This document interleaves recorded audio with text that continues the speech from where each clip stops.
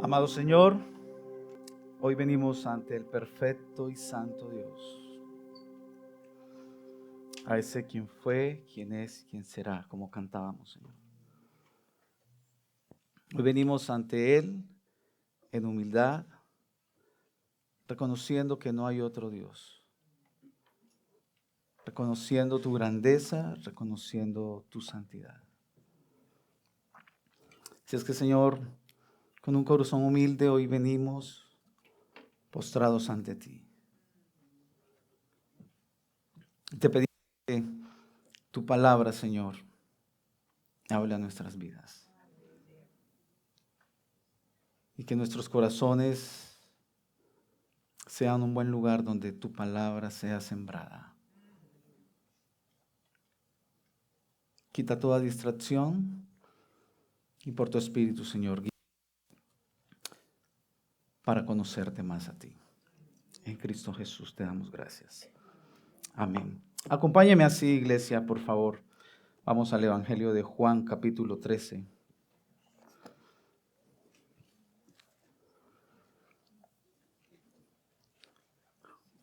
Juan, capítulo 13.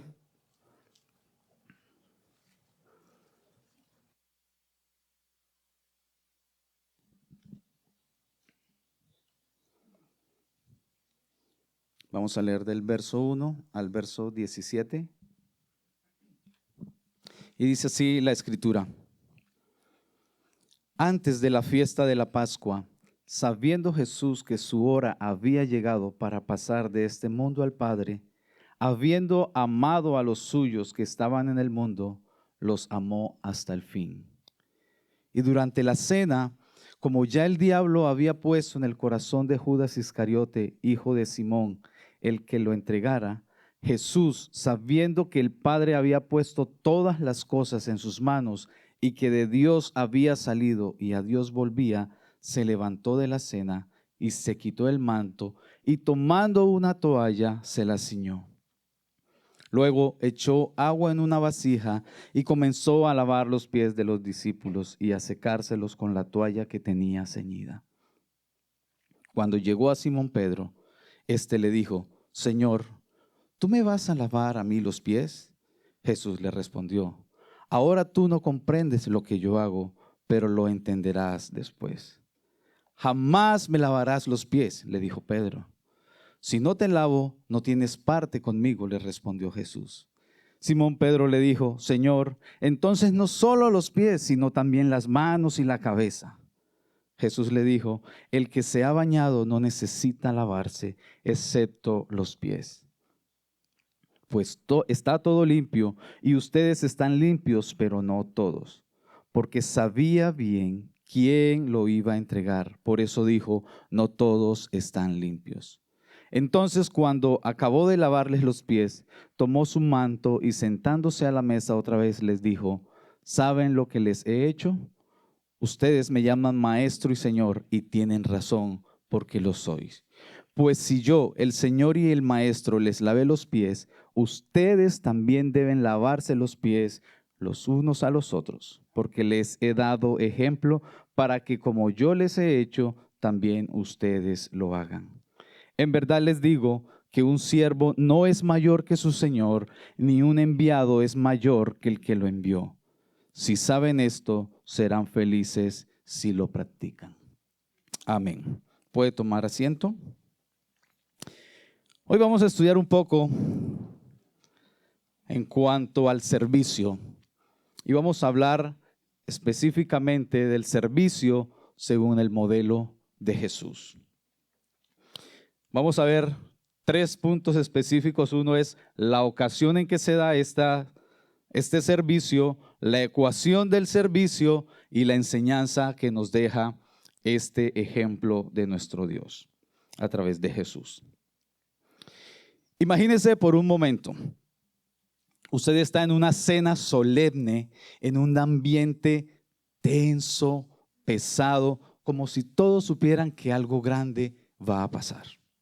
Pero nadie, absolutamente nadie, se atreve a decir algo.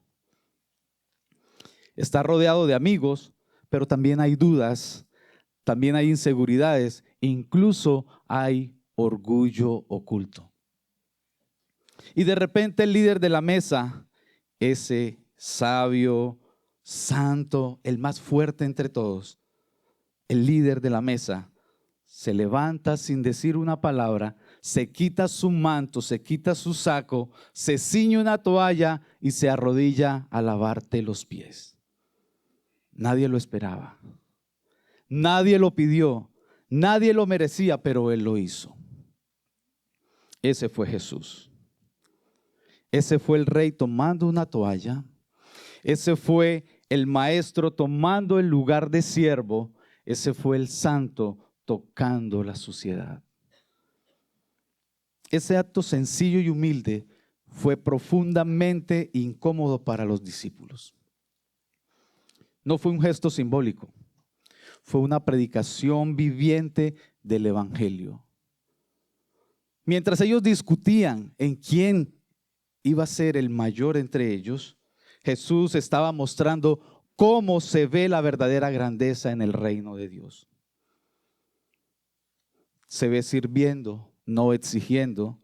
Se ve amando, no buscando posición.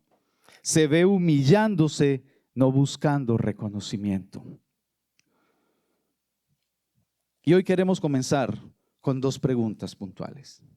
Y es, ¿a quién estás dispuesto a servir?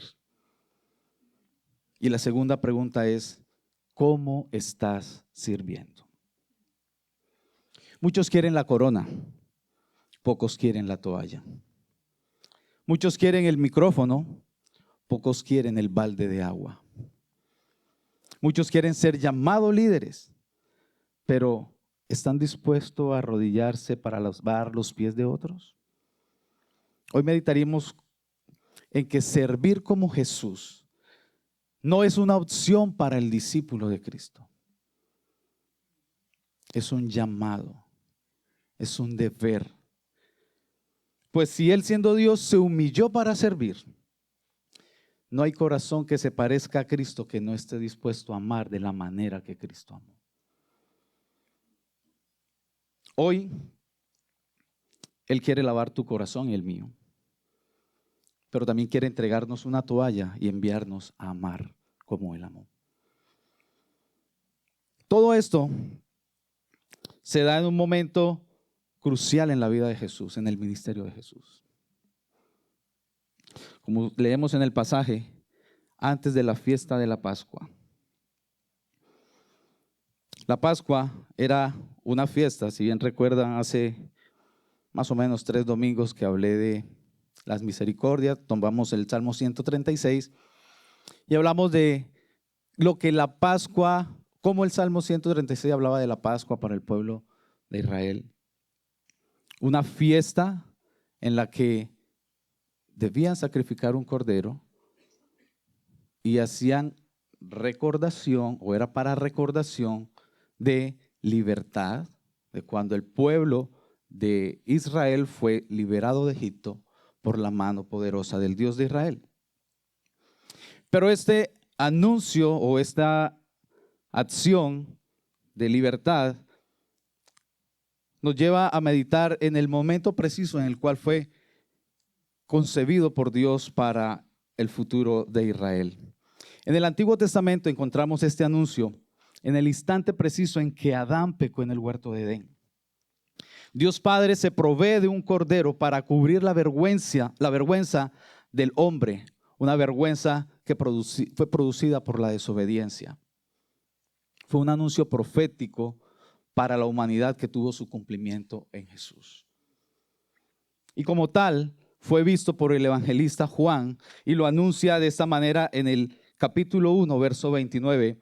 Cuando Jesús va a él y dice, al día siguiente Juan vio a Jesús que venía hacia él y dijo, ahí está el Cordero de Dios que quita el pecado del mundo.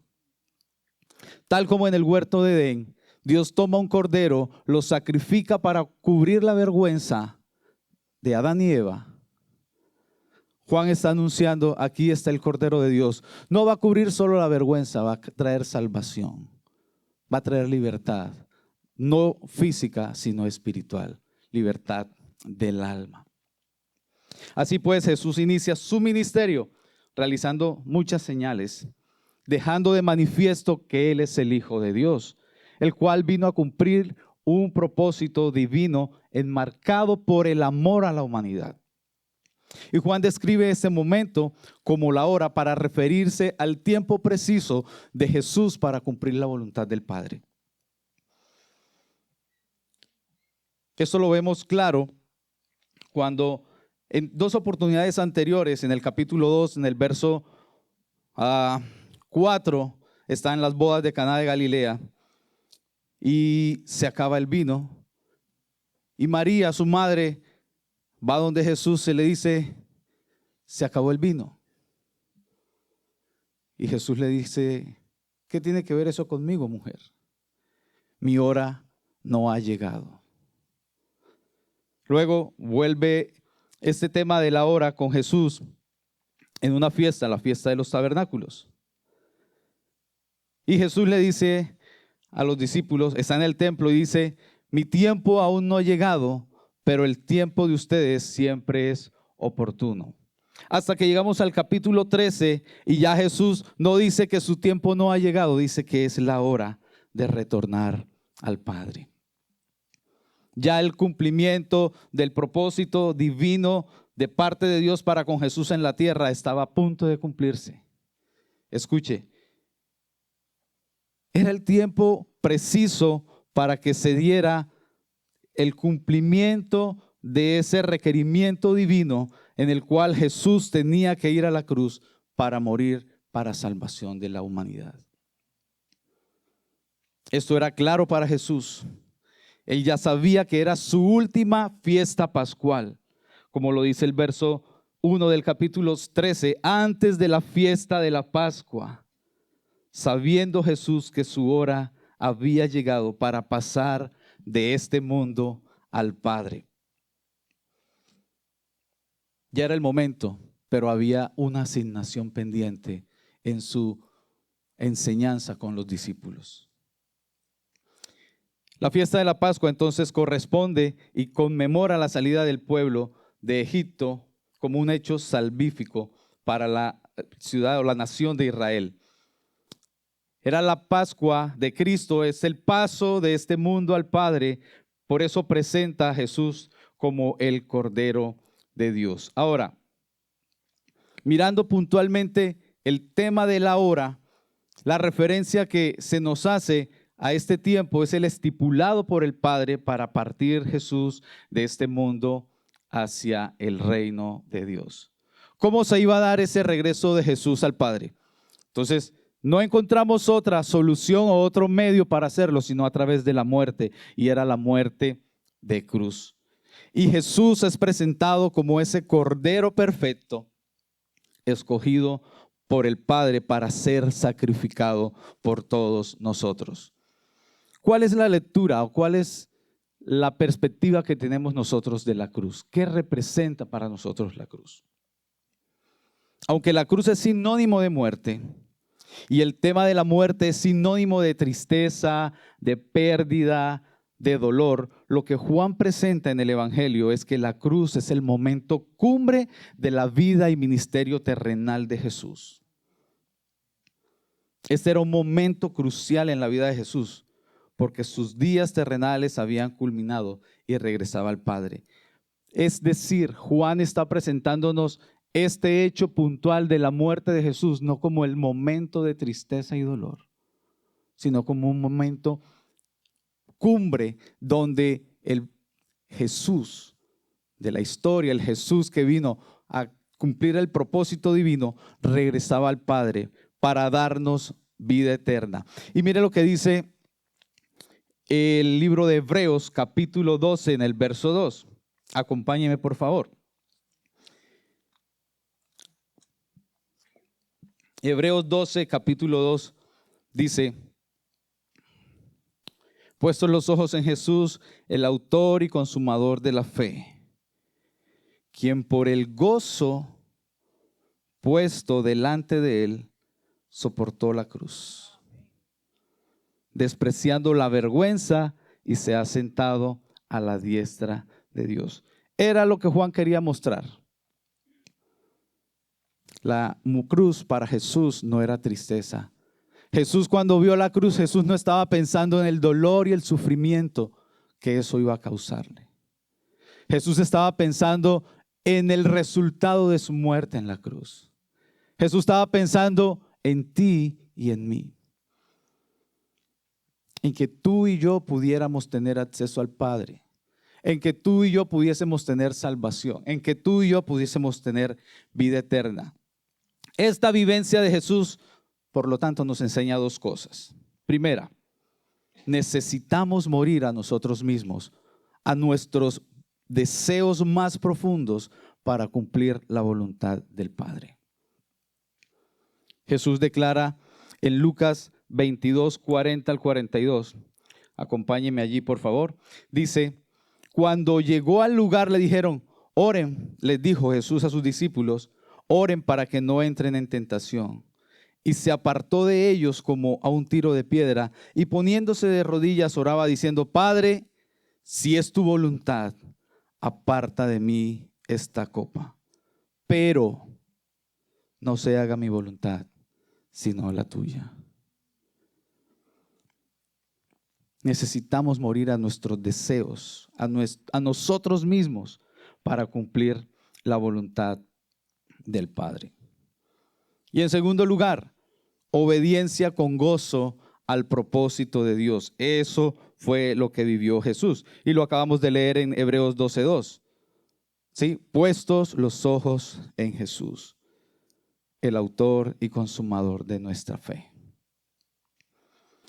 ¿En quién estamos poniendo nosotros la mirada? ¿Quién es el objeto de admiración nuestra o el estándar para nuestras vidas? ¿En quién estamos fijando nuestros ojos?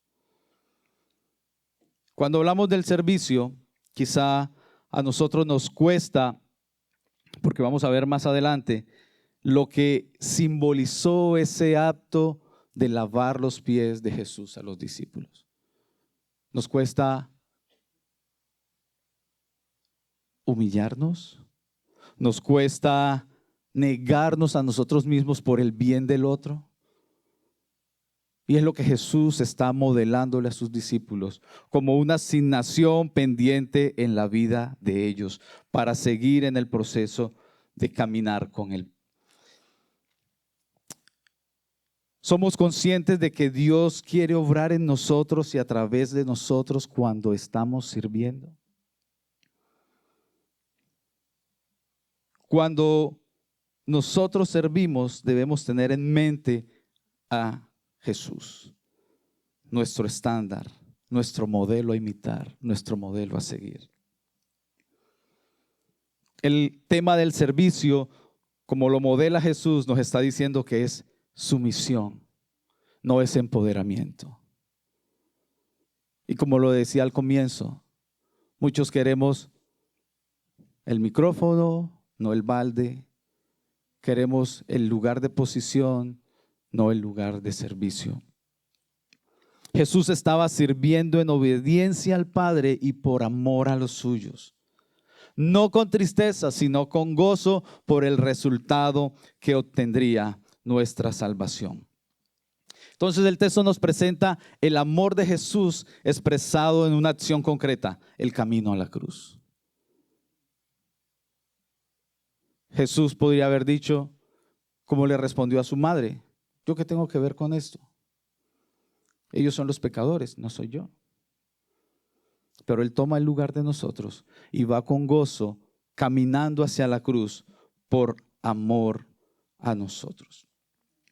¿Cuánto estamos valorando este acto y resultado?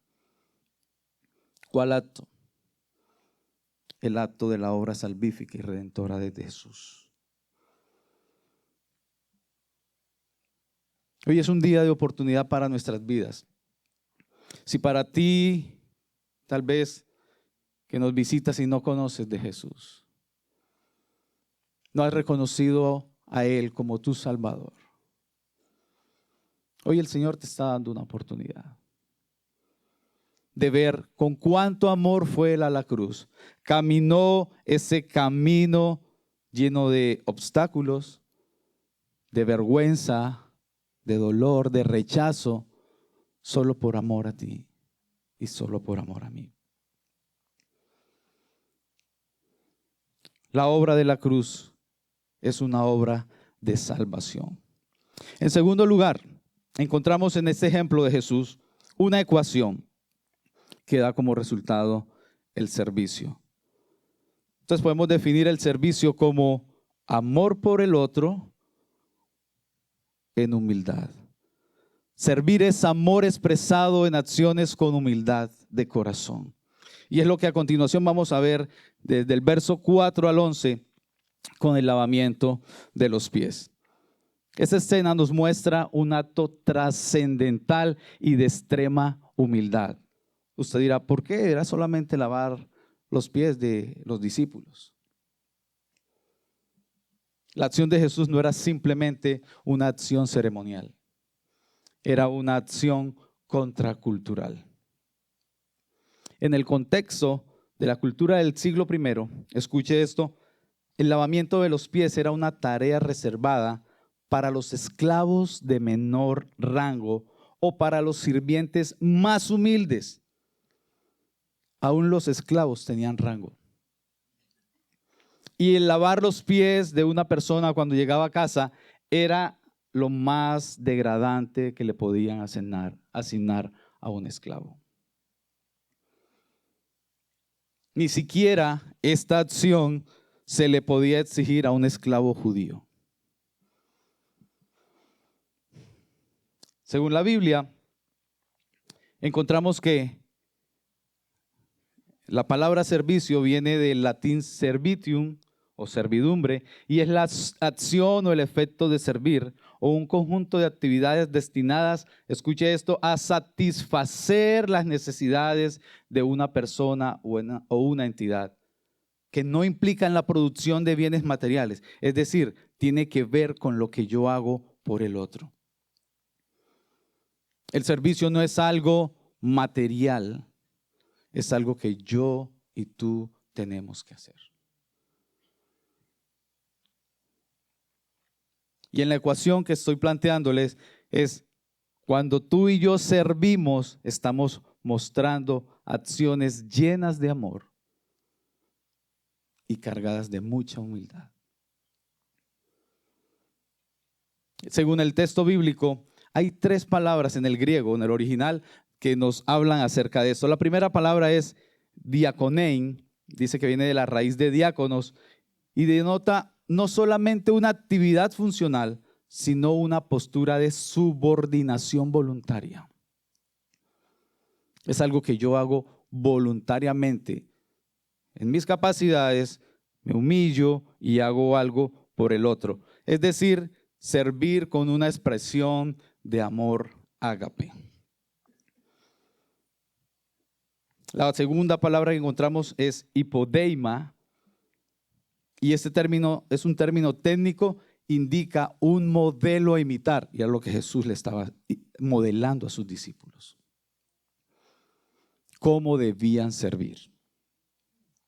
Era un patrón normativo. Ese iba a ser el modus operandi de los discípulos en el servicio a los demás.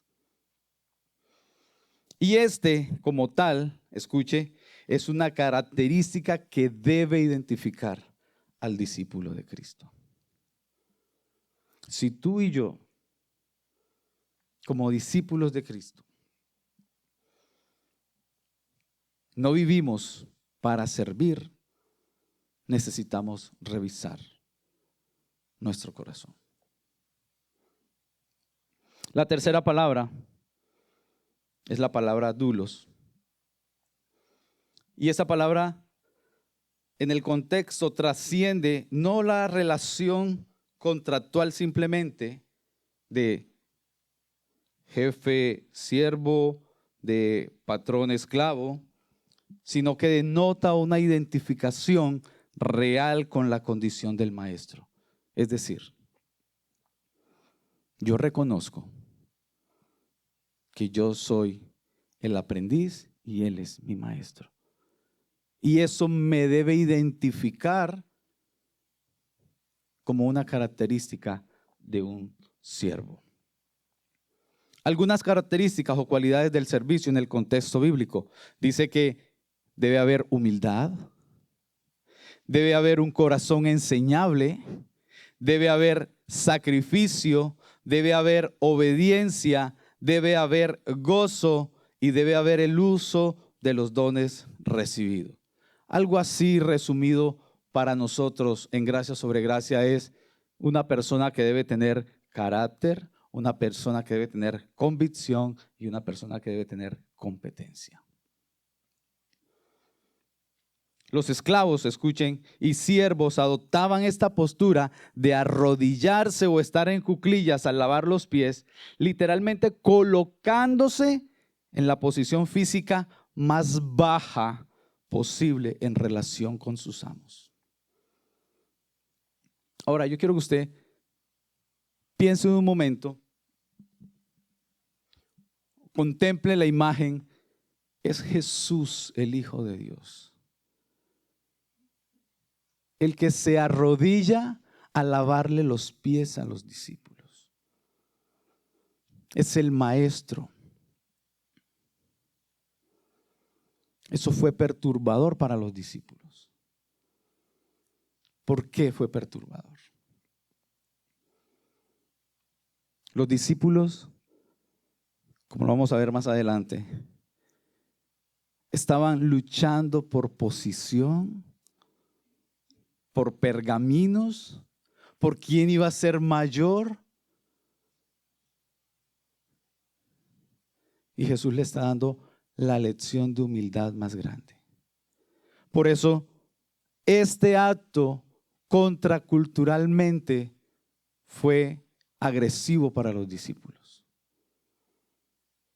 Ellos no esperaban que su maestro se arrodillara a servir de ejemplo con el servicio más degradante de un esclavo. Cuando Jesús toma la posición del esclavo más humilde, invierte completamente las expectativas sociales y religiosas de su tiempo. Rompió el paradigma cultural de los discípulos que se encontraban inmersos e instruidos en una cultura donde el honor y el estatus eran fundamentales. Hirió el ego de los discípulos. Hirió el orgullo de los discípulos. Calvino escribe acerca de esto que Cristo, quien es el Maestro y el Señor de todos, dio un ejemplo a ser seguido por todos los piadosos. Escuche, para que nadie pudiera molestarse en descender a hacer un servicio a sus hermanos e iguales, por muy humilde y bajo que fuera ese servicio. Todo servicio cristiano, por lo tanto, debe encontrar su origen y modelo supremo en la naturaleza misma de Cristo. Si al yo servir, si al tú servir, estamos anteponiendo nuestros deseos, nuestros caprichos, no estamos modelando a Cristo. No podemos servir con humildad y amor si no nos humillamos ante el perfecto siervo e imitamos su servicio.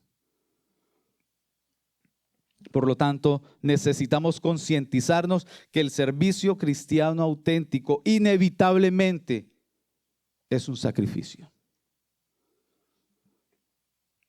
Y nos costará tiempo, comodidad, recursos, reputación, nuestra agenda personal.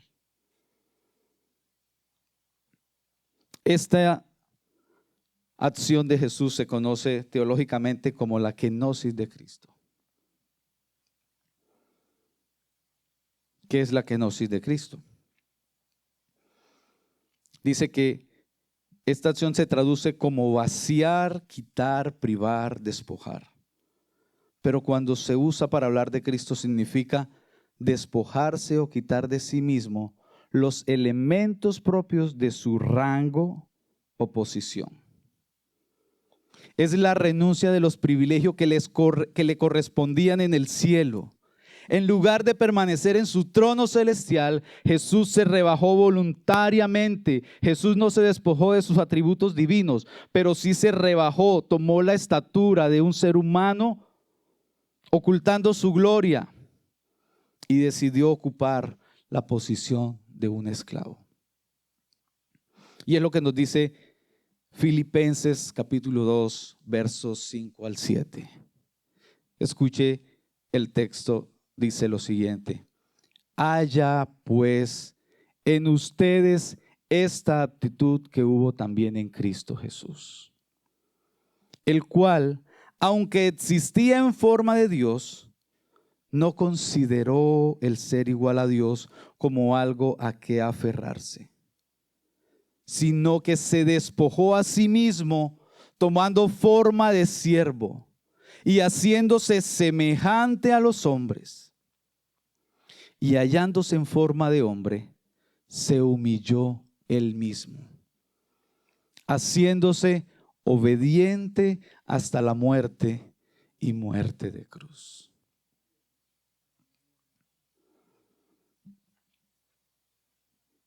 ¿Qué valor tiene para nosotros el sacrificio de Cristo Jesús?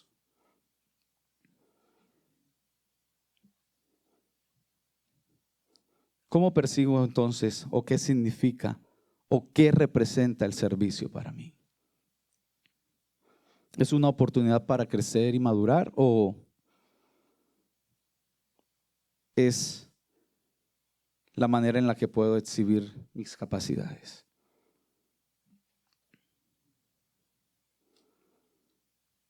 ¿Crees que hemos reducido el servicio cristiano a una versión espiritualmente decorada de humanismo secular, donde servimos para sentirnos mejor con nosotros mismos?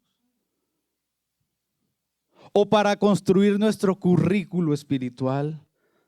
¿O tal vez para ganarnos la aprobación de Dios? ¿Por qué servimos? Esto para los que se esfuerzan en servir. Pero para los que evaden el compromiso o la responsabilidad de servir, ¿por qué no sirves? ¿A qué le temes? No sirves porque no sirves.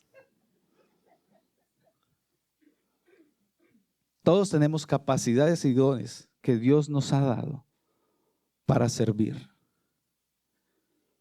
Y lo que Dios nos ha dado, no podemos dejarlo guardado. Lo que Dios nos ha dado es para su servicio.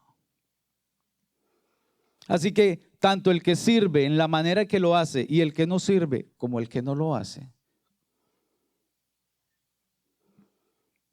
necesitamos revisar. Yo pienso, y mientras meditaba en esto, no veía mucha diferencia entre el tiempo de Jesús y el tiempo que vivimos hoy en cuanto al servicio.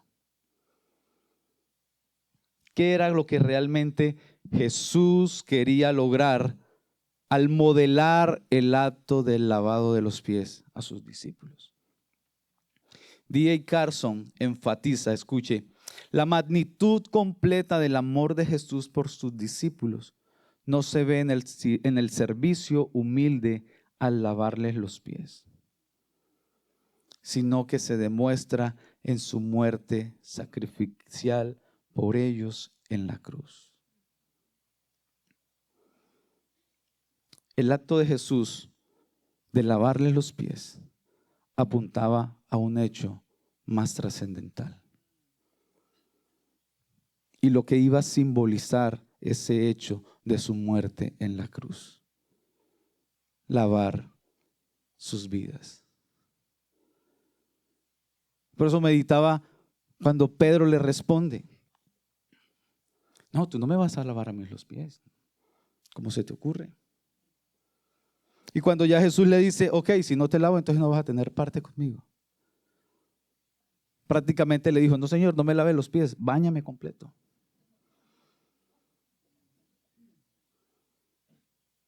Jesús le dice: no, el que está limpio, está limpio. se lavan los pies al que los tiene sucios. Y Jesús está explicándoles a ellos. No era un acto ceremonial, sencillo, un ritual que se hacía cada vez que llegaba alguien a la casa, lavar los pies. No. Él está apuntando al resultado de su obra en la cruz, a la acción redentora de limpiarnos de todo pecado y de toda maldad. Por eso Jesús les pregunta, ¿saben lo que he hecho? ¿Ustedes entienden lo que he hecho al lavarle los pies? ¿Cómo sería esa pregunta hoy para nosotros? ¿Entendemos hoy el resultado de la muerte de Jesús en la cruz? ¿Hemos comprendido los beneficios que trae a nuestras vidas el hecho de que Jesús muriera en la cruz por amor a nosotros? ¿Qué tan trascendental es eso para nosotros hoy? Los discípulos no entendían ni comprendían lo poderoso y transformador que es el amor expresado en el bienestar del prójimo.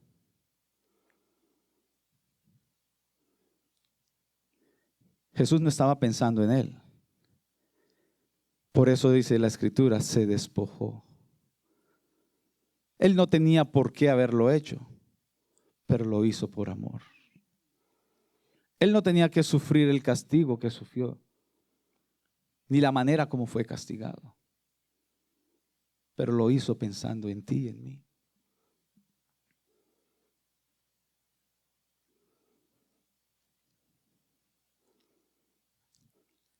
Ese era el problema, el gran problema de los discípulos. Y creo que la enseñanza es aplicable y vigente para nuestro tiempo. ¿Cuál era la asignación pendiente que Jesús quería trabajar con sus discípulos? Acompáñame, por favor. Vamos a Marcos 10, versos 35 al 45. Marcos 10, 35 al 45.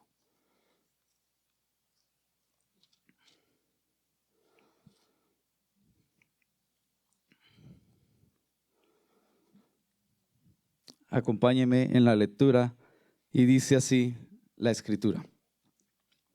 Jacobo y Juan, los dos hijos de Zebedeo, se acercaron a Jesús diciendo, Maestro, queremos que hagas por nosotros lo que te pidamos.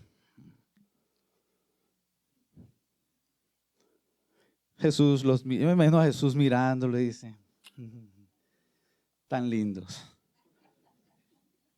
¿Qué quieren que haga por ustedes?, les preguntó Jesús. Ellos le dijeron, concédenos en tu gloria, nos sentemos uno a tu derecha y el otro a tu izquierda. Jesús les dijo, ustedes no saben lo que piden. ¿Pueden beber la copa que yo bebo o ser bautizados con el bautismo con que soy bautizado? Le respondieron, podemos. Y Jesús les dijo, la copa que yo bebo, beberán, y serán bautizados con el bautismo con que yo soy bautizado. Pero el sentarse a mi derecha o a mi izquierda no es mío el concederlo, sino que es para quienes ha sido preparado.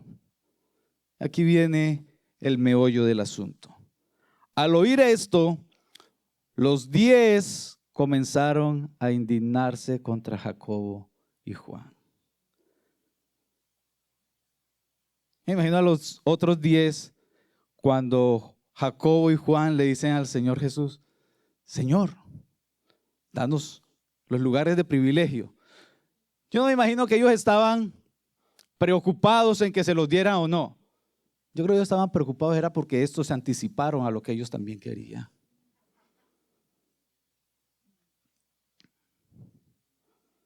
Entonces Jesús los llama junto a él y les dice: ustedes saben que los que son reconocidos como gobernantes de los gentiles se enseñorean de ellos y que sus grandes ejercen autoridad sobre ellos.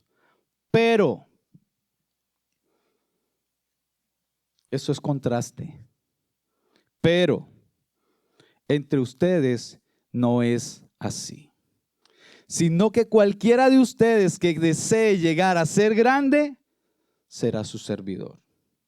Y cualquiera de ustedes que desee ser el primero, será el siervo de todos. Porque ni aun el Hijo del Hombre vino para ser servido, sino para servir y para dar su vida en rescate por muchos.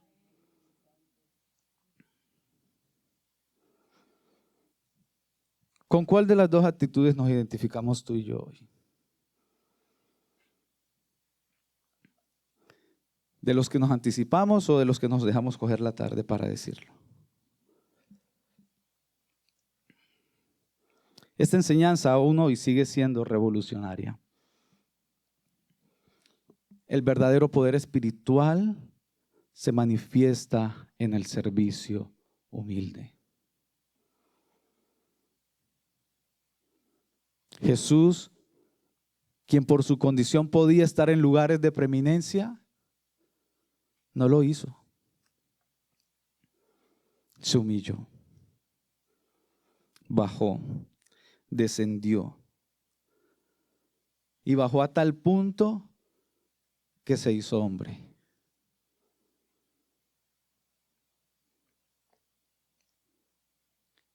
Nuestra condición es la condición más baja y Jesús tomó esa condición. En una cultura obsesionada con el estatus, la autoridad, el ejemplo de Jesús nos desafía a encontrar grandeza en la humildad y el servicio desinteresado. El cristiano auténtico reconoce que el servicio es la esencia del discipulado y que la plenitud de la vida del discípulo de Cristo se encuentra en el vaciamiento de todo lo que yo soy, imitando el modelo de Jesús. Y eso lo podemos definir como el bien supremo es el servicio al otro.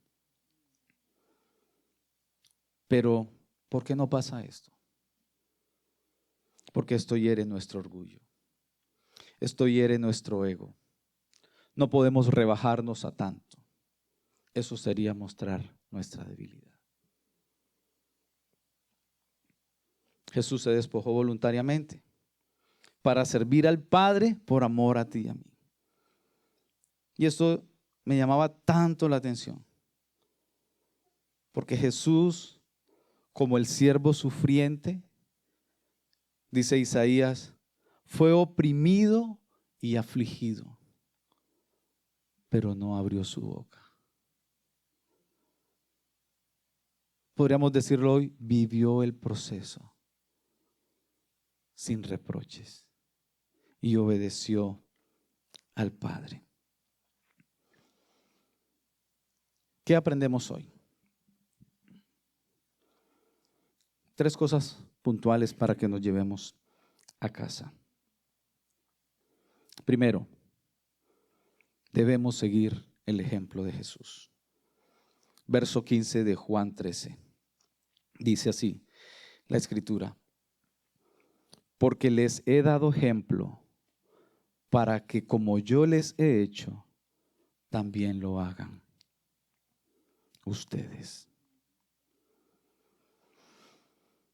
Esto establece un nuevo paradigma en el liderazgo basado en el servicio humilde. Iglesia, el servicio no es algo opcional. Es lo que debe ser de todo discípulo de Cristo. Nosotros hemos sido llamados por el perfecto siervo para servir. No necesitamos un lugar de privilegios para estar sirviendo. En la iglesia hay muchas cosas en las cuales podemos servir. Pero es triste que muchos no desean servir y se pierden el privilegio de ser transformados por la gracia regeneradora de Cristo. Y prefieren vivir vidas paupérrimas, tristes, aburridas. Cuando servimos, eso debe traer gozo. Es lo que dice Hebreos, que Jesús fue con gozo a la cruz. Ese era su servicio, la manera en cómo mostró Él su amor para con nosotros. No es una opción entonces el servicio, es un imperativo para todo discípulo de Cristo. En segundo lugar, necesitamos reconocer que en el reino de Dios todos somos siervos. En el reino de Dios todos somos siervos. Verso 16 dice, se me fue aquí. En verdad les digo que un siervo no es mayor que su Señor, ni un enviado es mayor que el que lo envió. Jesús sabía que Él era el siervo perfecto de Dios para modelarle al hombre, al ser humano, el servicio para Dios. Esto de Señor y Maestro establece una nueva definición de autoridad basada no en el poder, sino en el servicio abnegado. Por eso, ¿cómo estamos sirviendo? Jesús utiliza su autoridad suprema para asumir la posición más baja, la de un esclavo, para demostrar que el poder genuino se manifiesta a través de la entrega voluntaria. Él se despojó de privilegios divinos, se hizo hombre, obedeció sin reproches y sirvió con amor. Recordamos, debemos seguir el ejemplo de Jesús, reconocer que en el reino de Dios todos somos siervos. Y tercero, si obedecemos en seguir el ejemplo de Jesús y lo hacemos con gozo, seremos felices. Esta es una promesa de Dios. Verso 17, escuche lo que dice. Si saben esto, serán felices si lo practican. Escuche, si lo practican. No es conocerlo, no es saberlo, es vivirlo, ponerlo en acción. Así que si tú eres un discípulo de Cristo, estás llamado a servir. No es una opción para ti, es un imperativo de parte de Dios. El verso 17 concluye con una promesa. Si sabes estas cosas, bienaventurados seréis si las hicieres. El verdadero gozo y bendición viene no solo del conocimiento, sino de la práctica del servicio. Tenemos el mejor ejemplo. Lo modeló de manera perfecta. Por lo tanto, ¿a qué necesitamos renunciar o morir hoy para servir como Jesús? Tú sabes por qué sirves y por qué sirves como sirves. Pero tú también sabes por qué no estás sirviendo y por qué no quieres hacerlo. Hoy el llamado de Dios es para todos. No es una opción. Es una demanda de Dios para nosotros como discípulos suyos. Así es que oremos al Señor y pidámosle a Él que nos ayude a poner nuestras miradas siempre en Él para hacer, servir, obrar como Él lo hizo. Señor Jesús, te damos gracias, porque tú, siendo perfectamente Dios, tomaste la condición más baja, ser hombre, para mostrarnos tu amor. Y obedeciste fielmente al Padre, una misión que nadie más hubiese podido cumplir. Solo tú, desde la creación, fuiste encomendado para cumplir y llevar a cabo una misión de rescate. Una misión de rescate por amor a otros.